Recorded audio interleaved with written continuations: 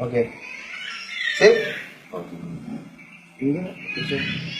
Ustaz, anak kan suka kadang kita pas safar atau kadang kita pas ya ikut kajian gitu Ustaz. Kadang kita menghadapi satu masalah Ustaz. Kalau menghadapi masalah gitu nggak ada Ustaz, nggak ada yang ditanya, kadang ya kita cari di Mbah Google Ustaz. Rujukan ada nggak Ustaz? Yang saya bisa inilah insya Allah yang sahih itulah Ustaz. Kalau di internet banyak, kalau website kayak Muslim ORID, Manhaj ORID, ada juga Yufid. Kalau di YouTube ada Sabdah TV.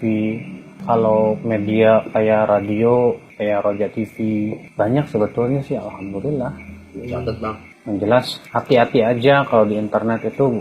Iya Ustaz, soalnya kan dia Ngeri. saya kadang misalnya saya buka masalah fikih, masalah pemikiran, kadang yang muncul banyak banget Ustaz. Kadang saya juga bingung antara satu dengan yang lainnya berbeda-beda gitu loh. Kalau ada udah jelasin kan enak. Ya harus selektif lah, jangan semuanya diambil. Assalamualaikum. Salam. Tak dulu. Udah lama. Bang En. Dari mana aja bang? Bawa tas. Ngaji, emang lu kalau ngaji.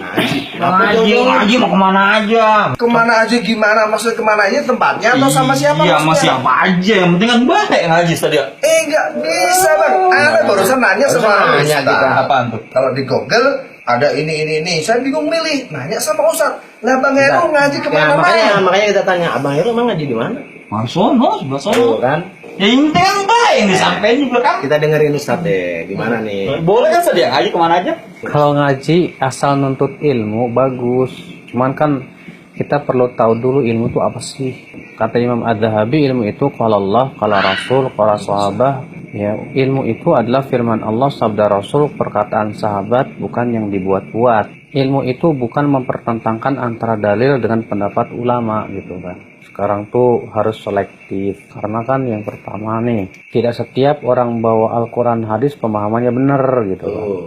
Lah, setuju saya. Bisa begitu, Sa? Iya, contohnya aja ya di zaman Rasul SAW. Rasulullah SAW ketika mensifati orang Khawarij bawa Al-Quran, bawa hadis. Tapi apa yang terjadi kata Rasulullah, mereka melesat dari agama.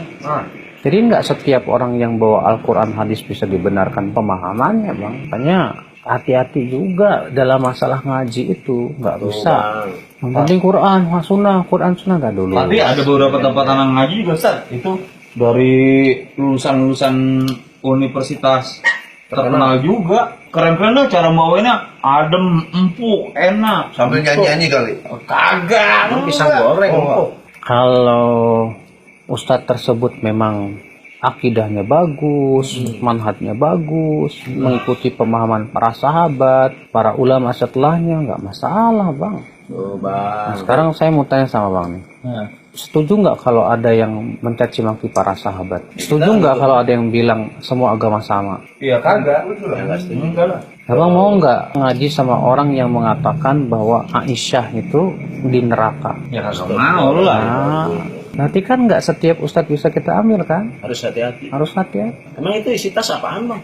Iya, nyatet lah. Masya Allah. Kajian tuh dicatat, bukan dengar doang. Jadi istilah orang ngaji bebas di mana saja, yang penting ngaji itu juga nggak benar, berarti nggak Ya benar. bener lah.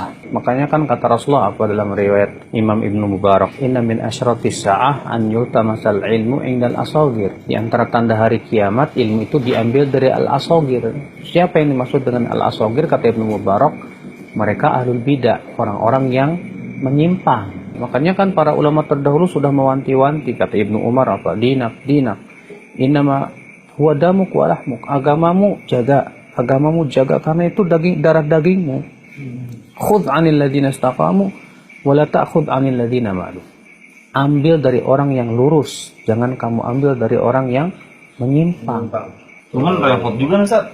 Kagak tahu itu mesti ngajinya Makanya sama tadi siapa nanya, gitu Bang. kan. Kita juga- Kita nggak tahu dia bener apa kagak hadisnya, kita tahu tinggal duduk doang. Kita nggak tahu. Kalau orang awam kan ngelihat ada orang bawa Quran hadis, wih mantap ulama gitu kan, padahal belum tentu. Makanya yang paling enak gimana, nanya dong sama ustadz yang benar-benar sudah kita yakini kuat manhajnya dan akidahnya.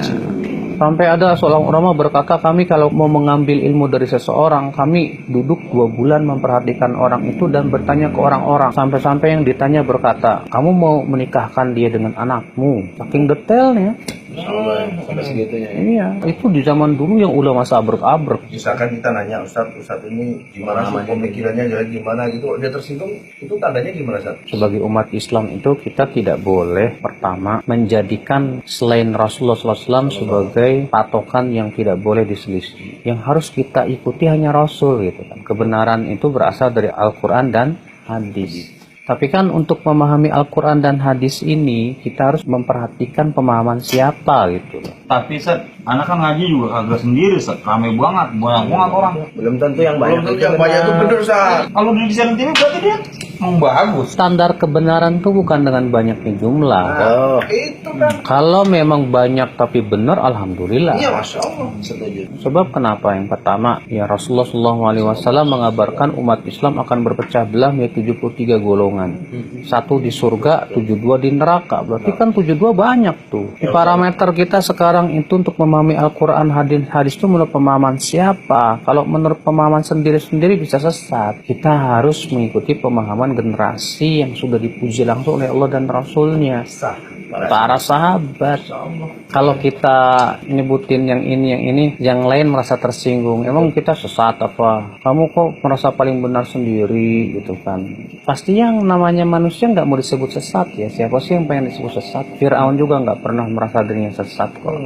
Semua orang pasti mengaku dirinya benar. Fir'aun juga mengaku dirinya benar kok. Makanya sekarang kebenaran itu bukan hanya sebatas diklaim, tapi harus dilihat. Sesuai nggak dengan Al-Quran, hadis, pemahaman para sahabat. Jadi begini Ustaz, kagak boleh ya misalnya semuanya kita ambil Ustaz. Mesti di nanya-nanya dulu. Harus diseleksi. Seleksi bang. Hati-hati. Soalnya kenapa coba bang? Kalau kita salah guru, kita bisa rusak akidah kita, bisa rusak agama kita. Jangan sampai kita tersesat gara-gara salah guru. Nah, Maka kalau kayak dia, gini. ini agak jelas juga nih. Tadi nanya dan menjelaskan bahwa Ada website ada web yang direkomendasikan. Bang Heru kan datang akhir. Iya, jangan sampai nanti ngaji sama Ustadz yang mencaci maki pemerintah, nggak boleh kayak gitu. Walaupun pakai jubah-jubah nggak boleh. Bilang makasih Mas Ustaz. Iya, bentar, pulang dulu, gua malu. Iya, Udah, Ustaz, kita mau izin dulu Ustaz. Iya deh. Silakan Ustadz. Iya, iya. Silakan Ustadz. Assalamualaikum Lagi ya. Salam.